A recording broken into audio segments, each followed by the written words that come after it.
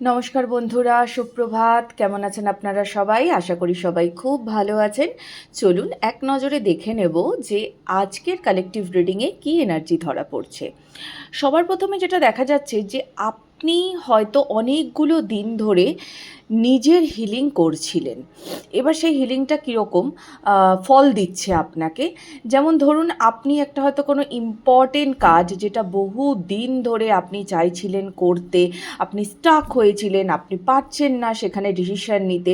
আর এই যে আপনি এই এত সুন্দর করে আপনার হিলিংটা করেছেন না, এটা কিন্তু ইউনিভার্স দেখেছে। হ্যাঁ, যে আপনি এত সুন্দর করে নিজের হিলিং করেছেন।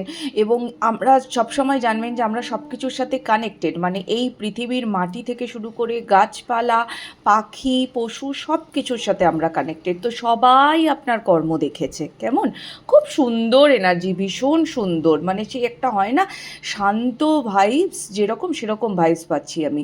তো সেটা দেখা হয়েছে, আপনাকে স্ট্রেংথ দেওয়া হয়েছে প্রচুর।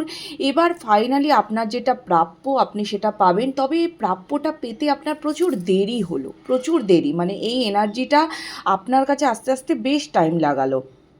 এবং আপনার আশেপাশের যে মানুষজন, সেটা আপনার আত্মীয় স্বজন হতে পারে, কালিগস হতে পারে, ফ্রেন্ডস হতে পারে, তারাও আপনাকে আপনার এই কর্মে খুব খুব বাধা দিয়েছে। তারা আপনার নিজের মানে মনের মধ্যে অনেক দ্বন্দ্ব সৃষ্টি করে দিয়েছে। কিন্তু ফাইনালি এই যে এনার্জিটা আপনার কাছে যেটা আসছে, সেটা আপনার জন্য চিরস্থায়ী তো হবেই, এবং এটা আপনাকে নতুন করে শুরু করাবে।